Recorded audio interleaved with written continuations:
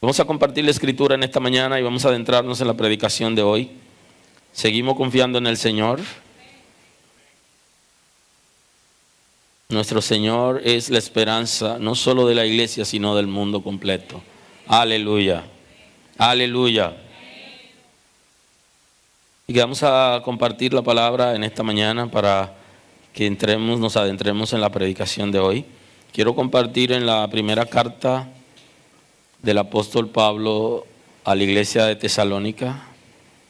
Primera carta a los tesalonicenses, capítulo 4, el versículo 1, 2 y 3. Vamos a compartir en la mañana de hoy.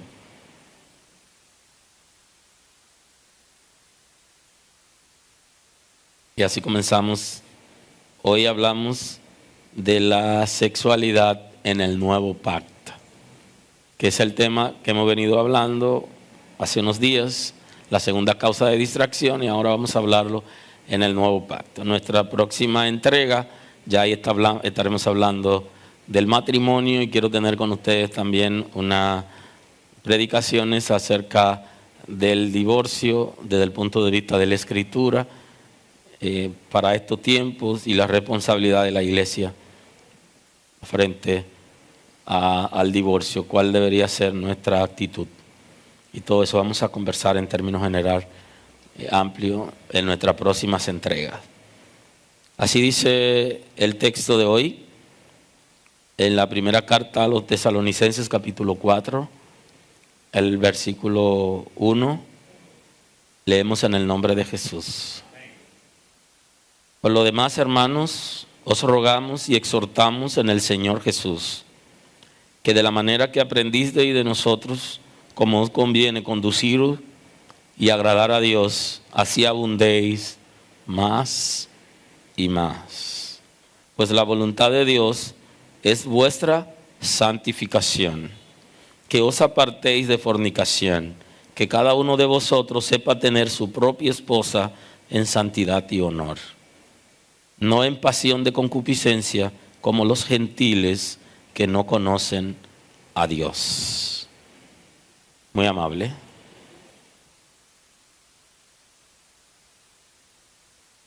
Así que hoy vamos a seguir conversando acerca de la segunda causa de distracción. Hablamos en la primera causa de distracción, hablamos del dinero. Ya esas predicaciones la están subiendo ya. Ya esta semana, los que no participaron en ella, ahí tenemos una miniserie acerca del amor al dinero y del comportamiento de la iglesia frente al dinero y de los creyentes en términos general. Hay una ligera diferencia, considerable diferencia es la palabra, entre la sexualidad en el antiguo pacto y en el nuevo pacto. Inclusive en el nuevo pacto la escritura es un poquito más fuerte que en el antiguo pacto.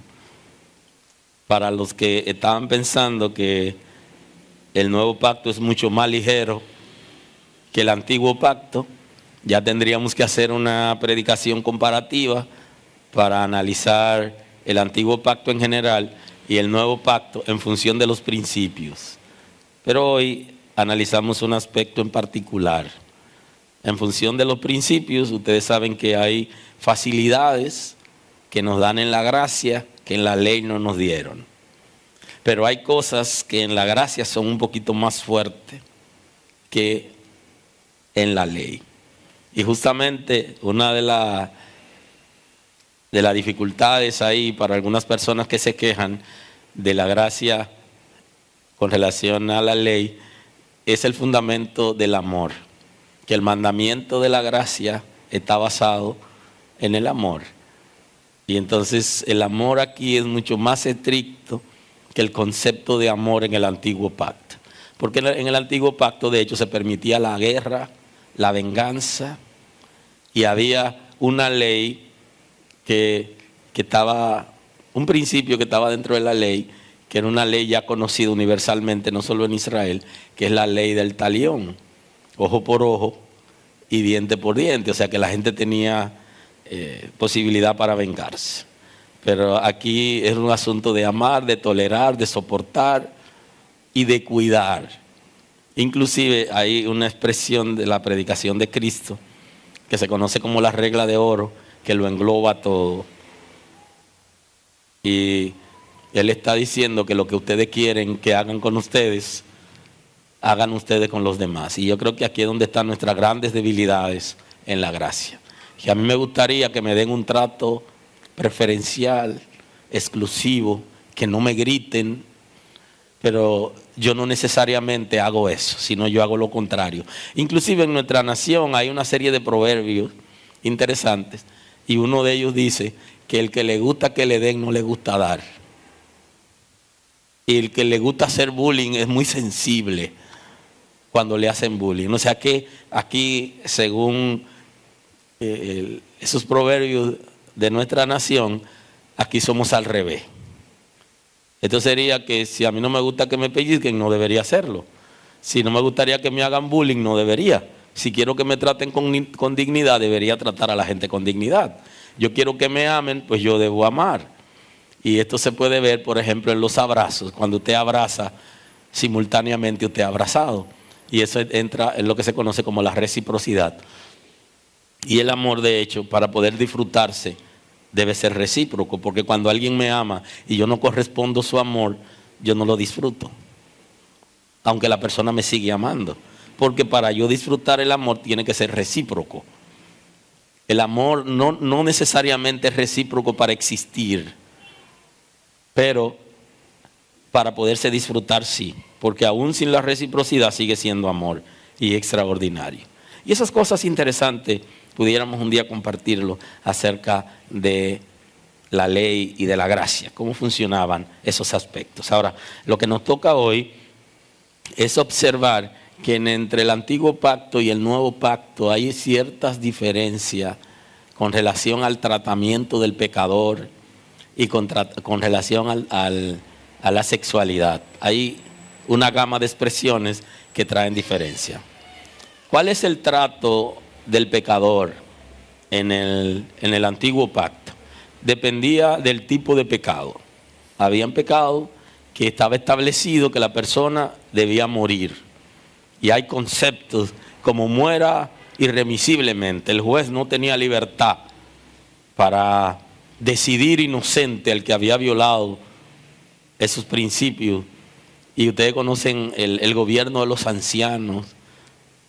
No es como hoy, que hoy la ley es mucho más flexible, la ley de las naciones. En Israel, cuando estaba establecido que alguien debía morir por violar ese punto de la ley, debía morir. Y con relación a la sexualidad, habían casos específicos donde la persona debía morir por haberse allegado a un animal, por haber llegado a la esposa de su papá, o por haber infringido otros principios como el del matrimonio, acostarse con la mujer de una mujer casada, por ejemplo, o abandonar a una muchacha virgen, estar con ella y no casarse con ella, abandonarla y todo eso.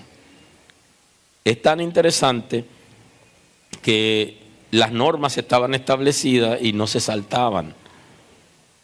Por eso cuando usted observa que a Jesús le llevaron una mujer, porque Jesús, tanto Jesús como Juan el Bautista, transicionaron la ley a la gracia. Pero Jesús, sus predicaciones fueron en el contexto de la ley. Y cuando le llevaron la mujer para apedrearla, ellos pudieron haberlo hecho antes de llevársela al maestro. Pero esa mujer tiene tanta dicha, aleluya, que ellos la tomaron para tentar a Jesús y eso fue la salvación de la mujer. Así son las cosas de la vida. Y entonces se la llevan al maestro porque la idea era poner al maestro a prueba. Si él daba la orden que la maten, ¿dónde estaba su predicación de amor? Y si decía que no la maten, estaba violando la ley, entonces él también merecía la muerte. Por eso es que Jesús, conversando con ellos, le dice que el que esté sin pecado, que tire la primera piedra. Y como habían ancianos en el grupo, de acuerdo al de mayor edad, se fueron retirando uno a uno, incluyendo los más jóvenes. Y luego el Señor le dice a la mujer, ni yo te condeno. ¿Dónde están? Ah, se fueron, maestro. Ni yo te condeno. Vete y no peques más. O sea, aún en ese contexto de la ley, le dieron la oportunidad, porque los ancianos del grupo estaban autorizados para lapidar a la mujer, para destruirla, producto de ese pecado, porque había sido establecido en Israel para que la gente respetara, para que todos los que violen la ley se den cuenta que él le esperaba. Pero ese caso era exclusivo cuando era la mujer. Si era el hombre, tenía la libertad para elegir varias mujeres. Y ya eso lo vimos, cómo se reguló, cuáles no debía. Y una de las que debía respetar era la que estaba casada, que sí incurría en pecado. En el Nuevo Pacto vimos la predicación anterior que habla de la dignidad de la mujer, que ese tema también lo vamos a trabajar en nuestra próxima entrega. Entonces aquí ya la mujer en el Nuevo Pacto recobra la dignidad que tenía Eva al principio cuando Dios la creó antes de pecar. Y como Dios ha restablecido en el Nuevo Pacto por el sacrificio de Cristo la dignidad de la mujer, entonces todas las cosas ahora son diferentes. Por eso es igual para el hombre como para la mujer cuando es infiel en el Nuevo Pacto, porque Dios ha restablecido por el sacrificio de Cristo en la cruz del Calvario la dignidad de la mujer. Y ahora tanto el hombre como la mujer, tanto el varón como la hembra, tienen las mismas dignidades como cuando el Señor creó a Adán y a Eva. El tratamiento para el pecado en el Nuevo Pacto es un poquito diferente en el sentido de que ya no se mata a la gente. Y esto es sumamente importante que estemos claros. A los homosexuales en el Antiguo Pacto había que lapidarlo, morían. Hoy no es así. Hoy hay que darle la oportunidad para que ellos conozcan a Cristo o que vivan su vida libremente como quieren vivir, porque el Señor ha adoptado a la gente de libre albedrío. Entonces no es correcto que la iglesia persiga a los pecadores con el propósito de destruirlo, porque no es la dinámica del Nuevo Pacto. No estamos en la ley. Aquí es orar por ellos, aquí es predicarle, hablarle la palabra para que ellos conozcan a Dios. En la ley era totalmente diferente. Y en la iglesia el tratamiento del pecado tiene su ligera diferencia también con el pueblo de Israel. Y es que la iglesia lo que hace que disciplina, y ese es un tema que también debo trabajar más adelante, lo que se conoce como la disciplina eclesiástica, un concepto que debemos trabajar. Entonces se habla aquí ya de un modelo de disciplina de la iglesia que viene seguido por las reglas que Cristo puso, cómo debe tratarse a las personas en cada caso. Y lo veremos en un momento. En el antiguo pacto había un gobierno teocrático, o sea, la iglesia y el Estado estaban en unidad y las normas que regían en el Estado eran las normas del cielo, y por eso la teocracia. En nuestras naciones hay una ley, hay un gobierno que es independiente de la iglesia, y la iglesia tiene un gobierno local que no está por encima de las leyes del Estado. Por eso ninguna medida que se tome en la iglesia debe estar por encima del derecho que tienen los ciudadanos. Ahora existe una normativa en las iglesias que es lo que se conoce como la disciplina eclesiástica, que es un proceso de restauración que deben vivir las personas cuando han incurrido en alguna falta.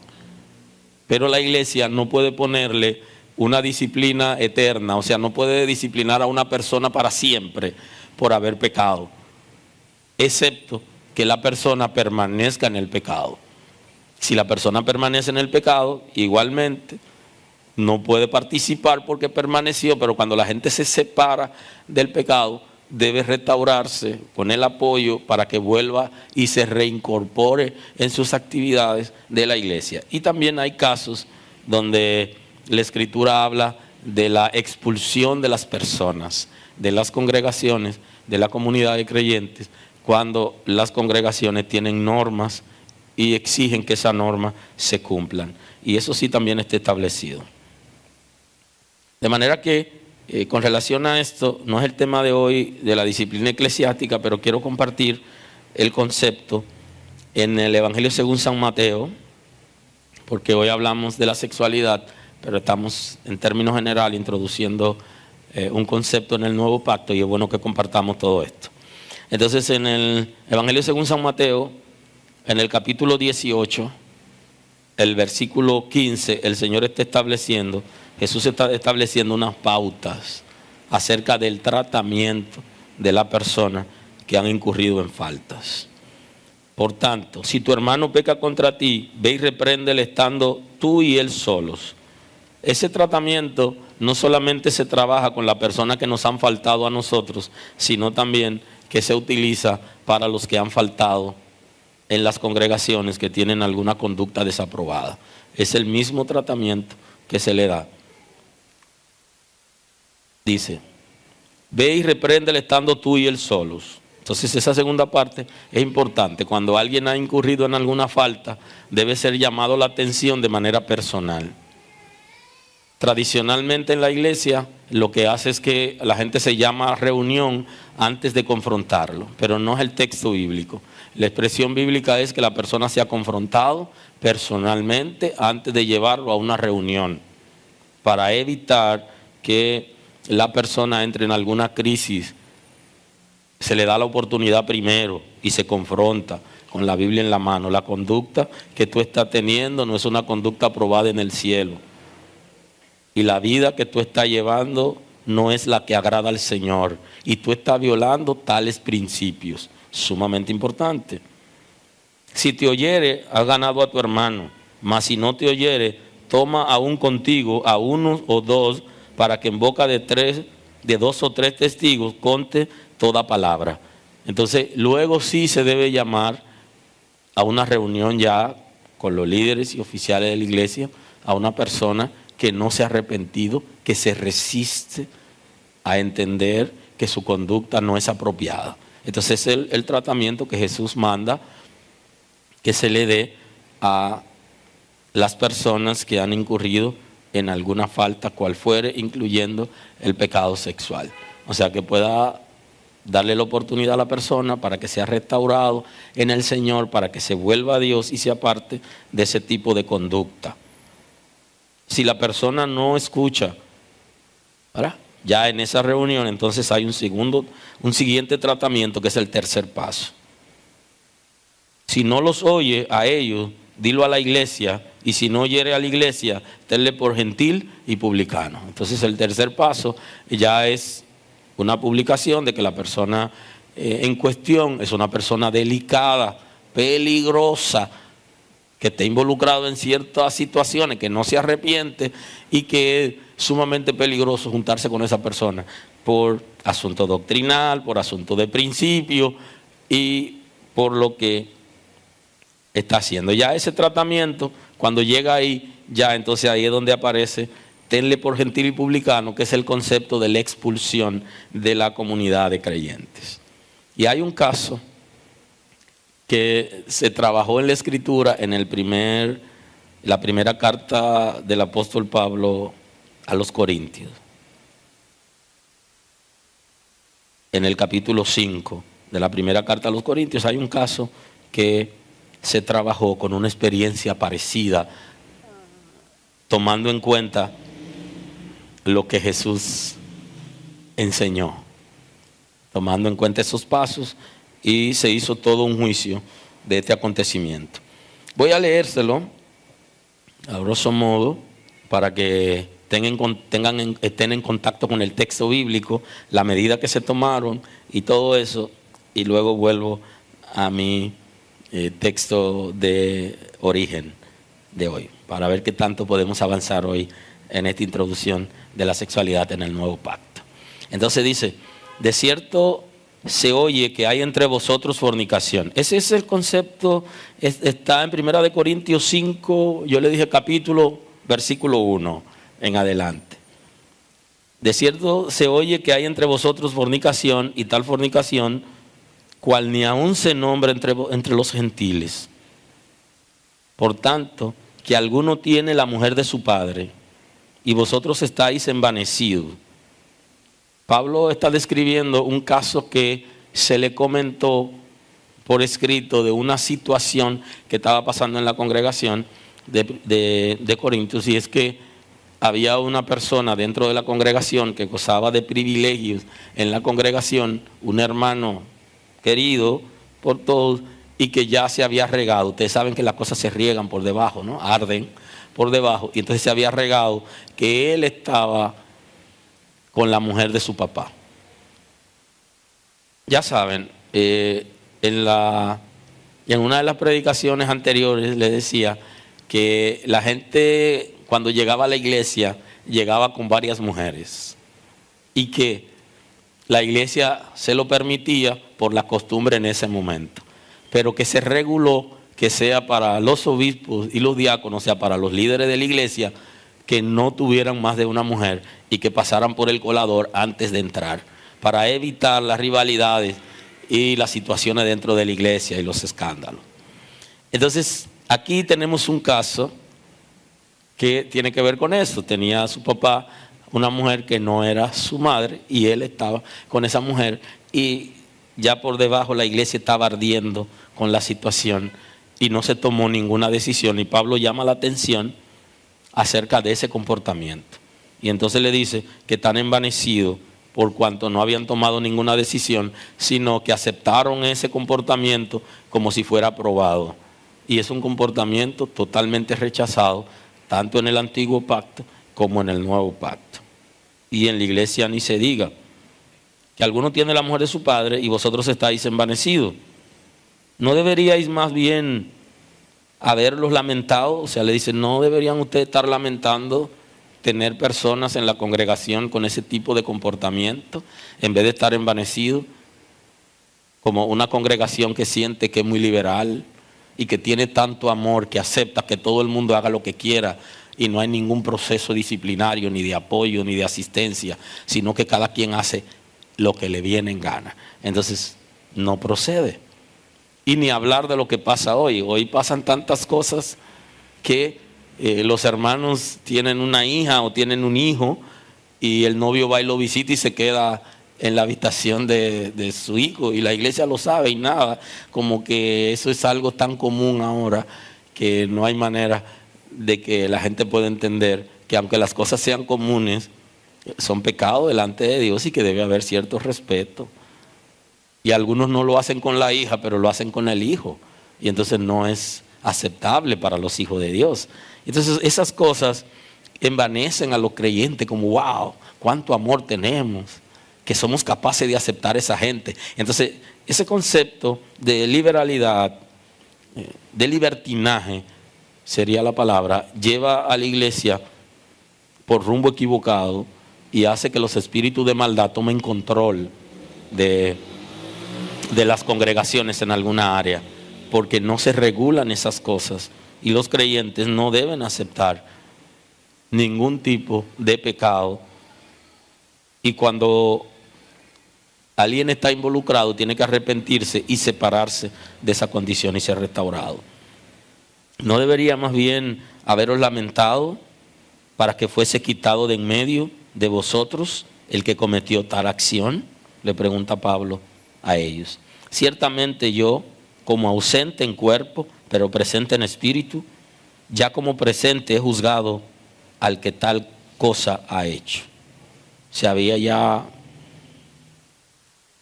popularizado la persona, lo manejaba todo el mundo, todos los conocían, y Pablo está tomando una decisión desde su ausencia, a la distancia. Está tomando una decisión y está mandando, él como cobertura de esa congregación, está dando ciertos parámetros que deben tomarse en cuenta para tomar una decisión rápido y evitar que la iglesia fracase porque por debajo estaba ardiendo el pecado que se estaba cometiendo. Ya como presente he juzgado al que tal cosa ha hecho. En el nombre de nuestro Señor Jesucristo, reunidos vosotros y mi espíritu con el poder de nuestro Señor Jesucristo, el tal sea entregado a Satanás para destrucción de la carne, a fin de que el espíritu sea salvo en el día del Señor Jesús. ¿No es buena vuestra jactancia? ¿No sabéis que un poco de levadura leuda toda la masa? Y le dice, ¿no saben que cuando permiten ese tipo de pecado en la iglesia todos son contaminados de la misma manera que la levadura leuda toda la masa? Le voy a explicar el concepto, entregar a Satanás, que yo sé que están inquietos y que lo dejé ahí. Se lo explico en un momento. Limpiaos pues de la vieja levadura para que seáis nueva masa, sin levadura como sois. Porque nuestra Pascua, que es Cristo, ya fue crucificado por nosotros. Entonces está haciendo aquí una analogía entre el cuerpo de Cristo, la Pascua, la iglesia que ya ha sido purificada por el Señor, porque el Señor se ha sacrificado, y que nosotros debemos, como la Pascua se come pan sin levadura, la iglesia no debería tener levadura, no debería tener cosas que contamine. Y entonces el concepto entregar a Satanás está explicado un poquito más abajo, a partir del versículo 9. Lo voy a compartir y luego voy a explicar el concepto.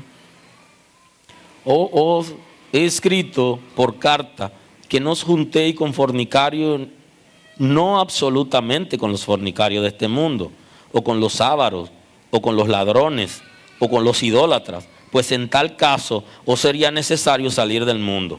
Le dice, yo no les he escrito que ustedes no se junten con ellos, con los pecadores, porque si le digo eso, entonces van a tener que salir del mundo, van a tener que hacer un monasterio, trancarse. Entonces aquí él explica a qué se refiere cuando dice que no se junten con tales pecadores.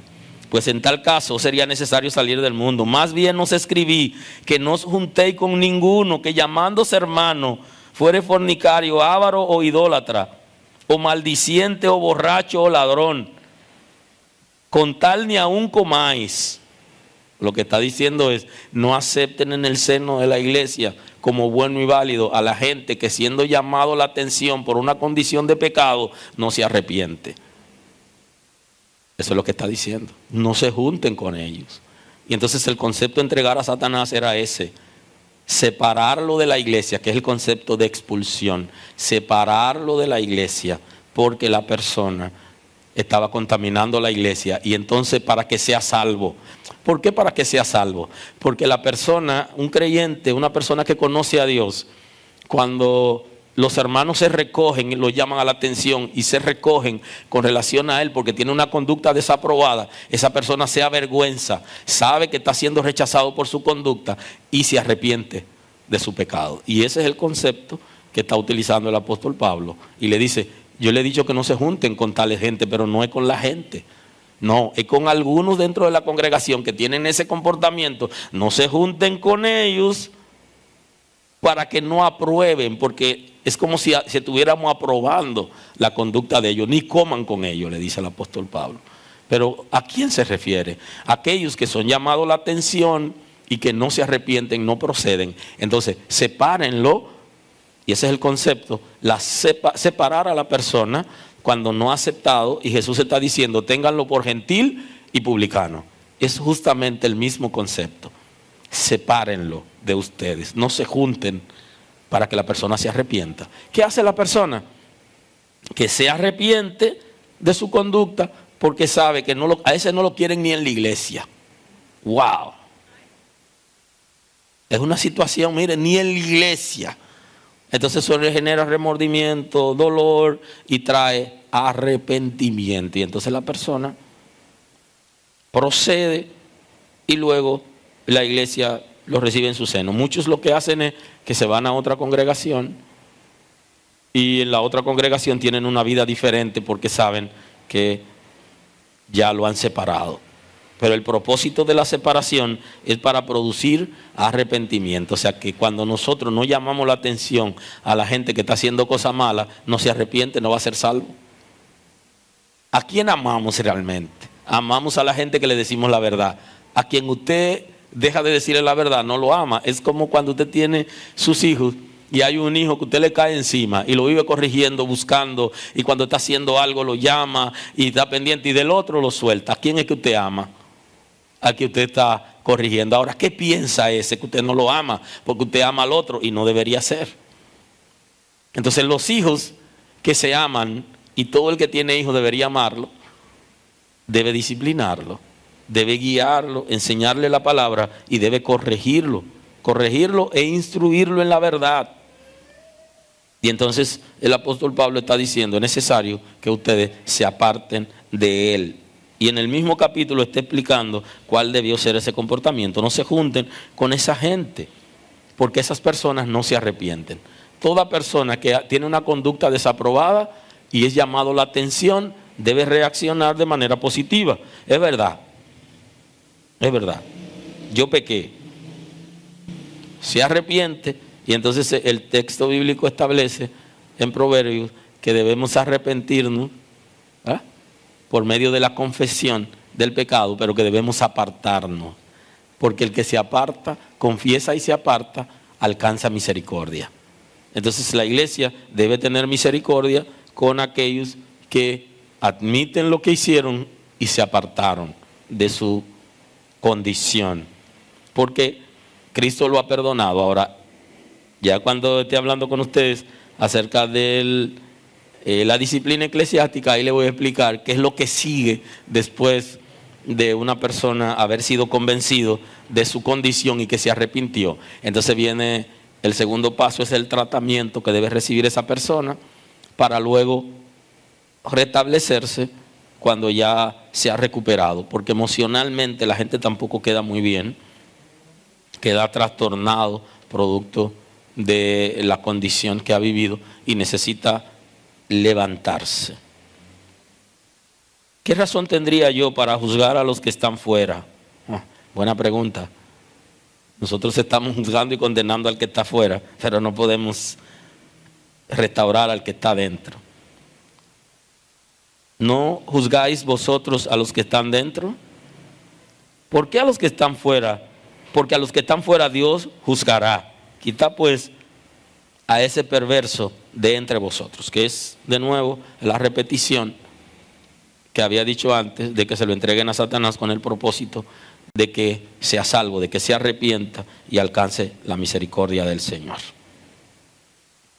Y vuelvo aquí al texto original de la lectura del principio, a ver si puedo hoy, en esta ligera introducción, poder compartir una partecita interesante. Dice En 1 Tesalonicenses 4, en el versículo 1, dice: por lo demás, hermanos, rogamos y exhortamos en el Señor Jesús que de la manera que aprendisteis de nosotros, como os conviene conduciros y agradar a Dios, así abundéis más y más. Entonces aquí el apóstol Pablo está escribiendo a la iglesia de Tesalónica y le está hablando acerca de las cosas que le había enseñado, que él le había enseñado a la iglesia, los principios que le había enseñado por él mismo y el comportamiento que él también había tenido frente a ellos. Y le dice: esas cosas tienen que abundar cada vez más. ¿En qué cosas tenemos que abundar los creyentes? En los principios del reino, en la palabra de Dios, en aquella cosa que hemos aprendido, a ser fundamento y ser fuerte en esos principios, para evitar que el enemigo encuentre partida en nosotros, que encuentre espacio en nosotros y que vaya a ponernos trampa, alguna cáscara de guineo que nosotros vayamos a resbalar. Mientras más fuertes somos, más fácil podemos resistir los ataques de nuestra propia naturaleza concupiscente, y los ataques también del enemigo. Porque nosotros tenemos una naturaleza que su deseo es que nosotros respondamos a sus intereses y que la solución a las cosas que se presenten no sea de acuerdo a los principios del reino, sino de acuerdo a lo que ella quiere, que siempre es contra lo que Dios ha establecido. La respuesta que sea contraria a Dios es lo que quiere la concupiscencia, que de hecho aquí habla de ella. Pues la voluntad de Dios es vuestra santificación. Y aquí debemos estar claros. Hay cosas que le pedimos a Dios que debemos estar claros que no son la voluntad de Dios y que nunca deberíamos pedir, porque son contra principio. ¿Y cuál es la voluntad de Dios? Agradable y perfecta, que nosotros seamos santificados. Ustedes saben que la santificación es progresiva. La santificación, en términos generales, el Espíritu Santo va a limpiarnos inclusive del pecado del pasado en la santificación, pero en la santificación progresiva tenemos la oportunidad para ir confesando nuestros pecados cada día e ir creciendo en el Señor e irnos limpiando a partir que tenemos conocimiento de la palabra de Dios. A mayor conocimiento deberíamos ser más santos. No porque yo me santifique a mí mismo, porque la santificación tiene una actividad, una acción que es la santidad, que es el comportamiento de estar separado del pecado. Y entonces esa santificación progresiva me lleva al conocimiento de la palabra de Dios y a una reacción positiva frente a los principios del reino. Y entonces, en términos de santidad, yo voy creciendo cada vez. Yo necesito la santificación del Espíritu, y la santidad tiene que ver con mi vida, la separación total del pecado. Entonces, la voluntad de Dios, que siempre es agradable y perfecta, es nuestra santificación. El Señor quiere que estemos santificados, que cada mañana confesemos nuestros pecados y que le pidamos la fuerza para no volver a caer en lo mismo.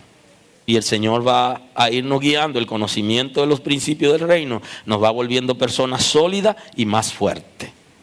Eso no quiere decir que toda la gente que tiene mucho tiempo en la iglesia están reaccionando de la misma manera.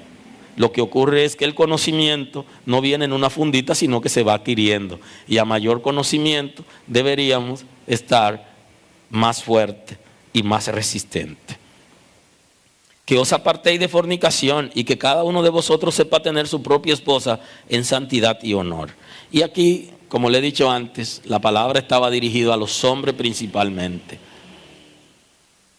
Va dirigida al hombre para que el hombre asuma la responsabilidad y tenga un tratamiento con su esposa y con los hijos. Ya saben que en nuestra sociedad no necesariamente el hombre está recibiendo la palabra para llevarla a su casa, para traducirla, porque los hombres en nuestra sociedad son mucho más rebeldes a la palabra de Dios y que las mujeres son mucho más sensibles. Pero esa era la idea, de que el hombre recibiera la palabra y que él viviera para Dios y se santificara, y a la vez guiara a su familia. Y por eso está expresada en ese concepto. Que os apartéis de fornicación y que cada uno de vosotros sepa tener su propia esposa en santidad y honor. O sea que está mandando a las personas a casarse. Y ese dato es sumamente importante. Está mandando a las personas a que entren en matrimonio y que tengan relaciones responsables de parejas para que eviten la fornicación. Y ese es el propósito. Le dice, deben casarse. Y en otro caso, el apóstol Pablo está diciendo que deben casarse en vez de estarse quemando. Ya saben que hay toda una discusión de los discípulos de Cristo con relación al matrimonio.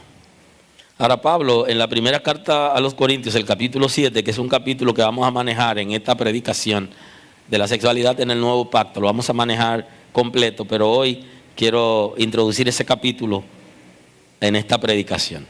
En cuanto a las cosas que me escribisteis, bueno le sería al hombre no tocar mujer, pero a causa de las fornicaciones, cada uno tenga su propia mujer y cada una tenga su propio marido. Aquí es más universal. Le dice, para evitar las fornicaciones, el concepto de estarse quemando, que las mujeres tengan su propio marido y que los hombres tengan su propia mujer. Está diciéndole a la gente de las congregaciones, a los creyentes, es bueno que se casen y que no estén solos. Claro, para casarse, primero hay que tener edad para casarse. Segundo, hay que tener solvencia económica para sostener una familia. Eso hay que estar claro con eso. No vamos a casarnos y ya. Y aunque hay padres que sí, que quieren hacer una casa de varios niveles para que cada hijo viva en una casa, se la amueblan y lo van a mantener y todo, pero ese no es el concepto bíblico. El concepto bíblico es que el que se casa se separa de su padre, se une a su mujer y que es una sola carne. O sea que tiene que asumir su responsabilidad y que tiene que trabajar desde antes de tener novia para que pueda sacarla a comer. Sí, porque ¿con qué la va a sacar a comer? ¿Con qué le va a brindar helado? Y las mujeres de esta generación son muy inteligentes. No se enamoran con el hígado, sino con el corazón y con la vista.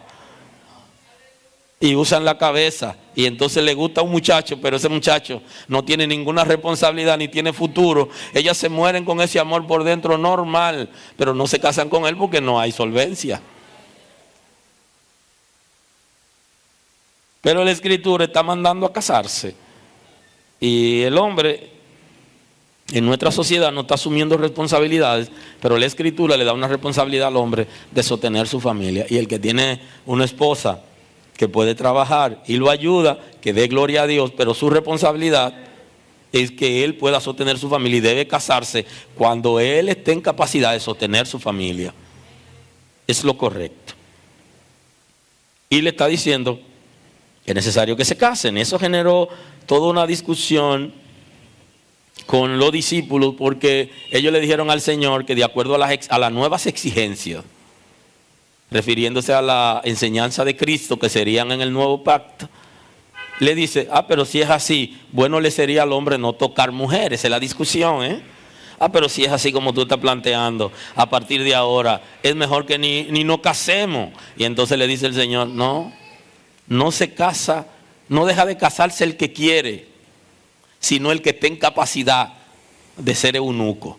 Y entonces ahí es que él explica el concepto de ser eunuco, de lo que nacen, de lo que se hacen por el reino de los cielos, de lo que se hacen por los hombres. Y el que no es eunuco, que vaya pensando en casarse. Por eso las madres deben asumir un desafío con los hijos y las hijas. Cuando llegan a cierta edad, que trabajan, que son profesionales, que ya tienen posibilidad de casarse, deben hacer como hacen las palomas, que sacan a los palominos, los suben al aire y los sueltan para que se defienda. Y cuando se están ahogando, van corriendo y lo buscan y otra vez lo suben y lo sueltan hasta que aprenden a usar las alas y vuelan. No es correcto que nos quedemos con los hijos en la casa más allá de las oportunidades de que se casen. Hay que incentivarlo, no se apropie que no son suyos, tiene que dejarlo volar con alas propias, tienen que hacer su vida. Las hijas también tienen que casarse, tienen que tener la oportunidad de tener su propia familia. Entonces hay que decirle, cuando tienen la edad apropiada, decirle, ya es tiempo, ya es tiempo. Comienza a buscar. ¿Y qué, mi hija? ¿Tú no encuentras, ninguno te agradan de los que están en la iglesia? Pero yo vi a fulano detrás de ti, él parece un buen muchacho.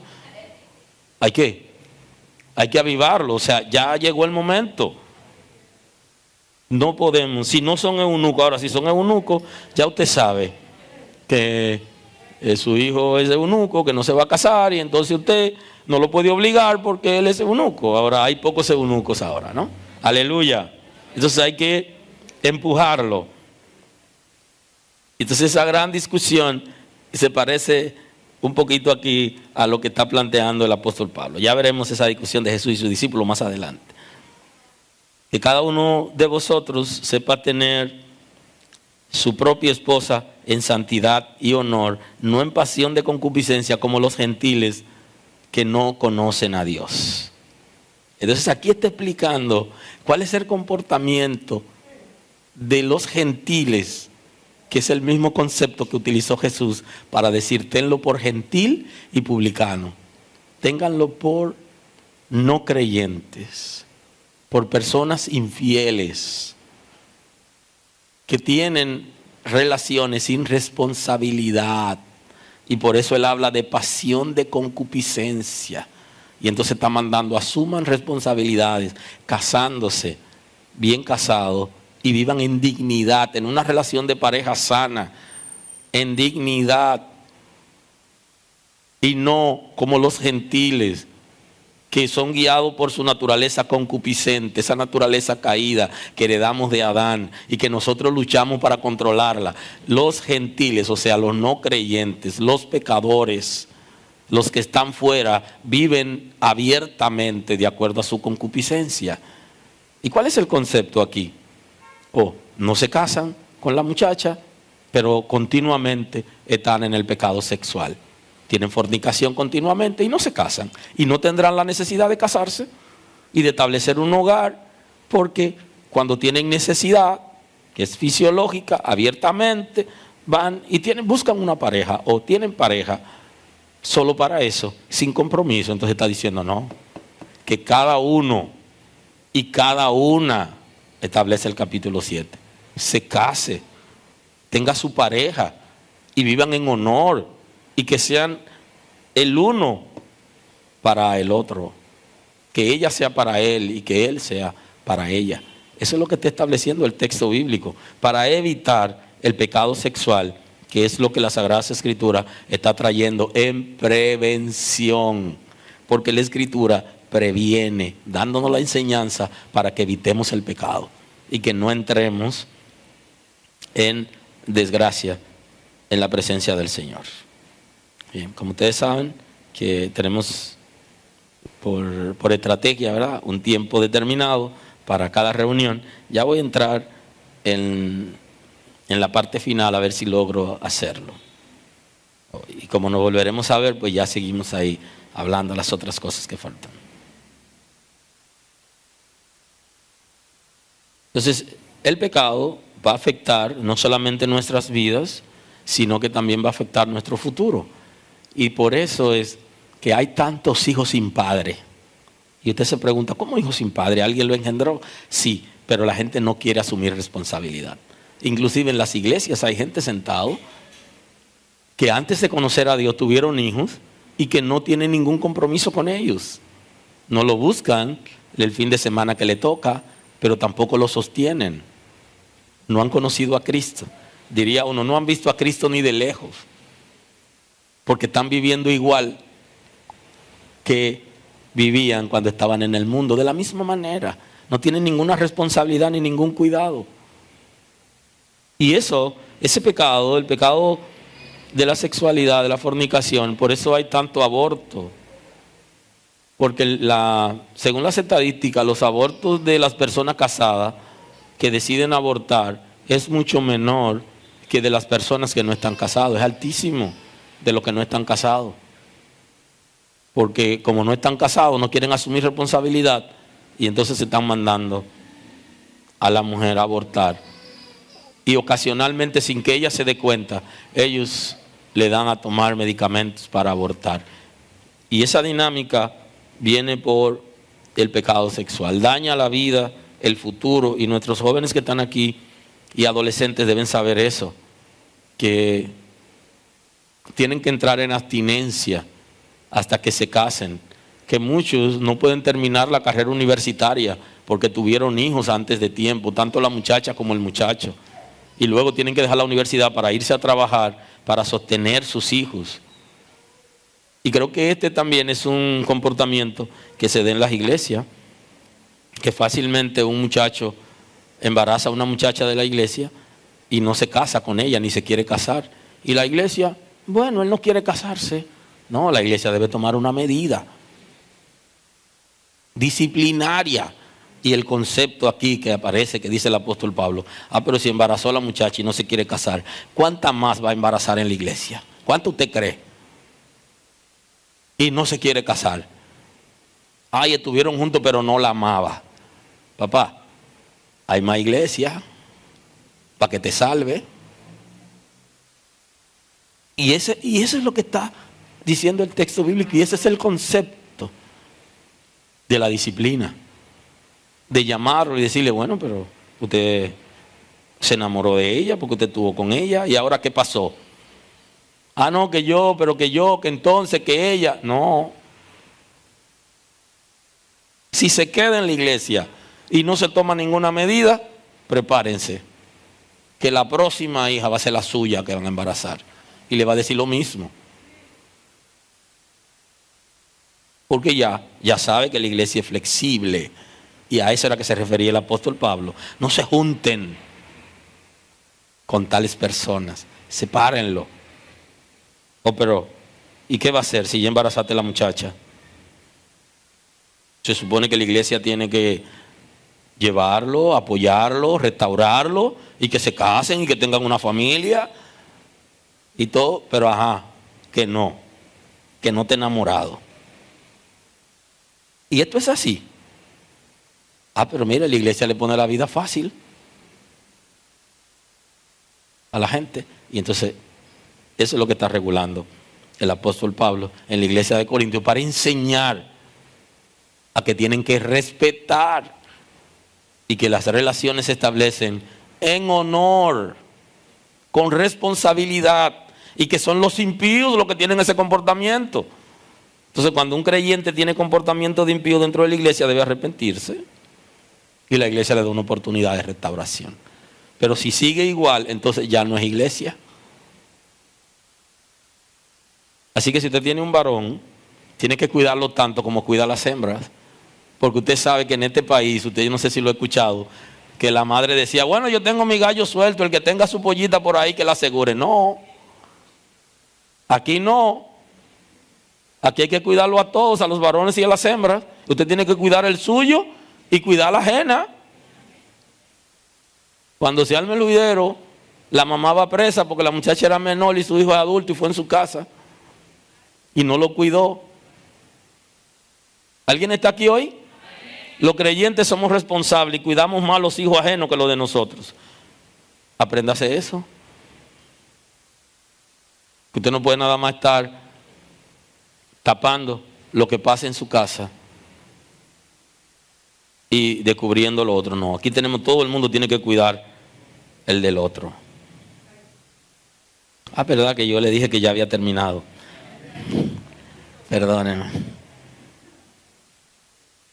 Así que en las Sagradas Escrituras, el matrimonio en el nuevo pacto tiene un peso específico y una responsabilidad que todos debemos asumir para cuidarnos, cuidar la iglesia y ser representante digno del reino de Dios, y para que la imagen de Cristo se proyecte en nosotros. Así que nos vemos pronto. Dios me lo bendiga. Cuando nos volvamos a ver, vamos a seguir ahí mismo en el matrimonio ya y divorcio en la gracia. Ahí nos quedamos, ahí seguimos. Bendiciones y paz.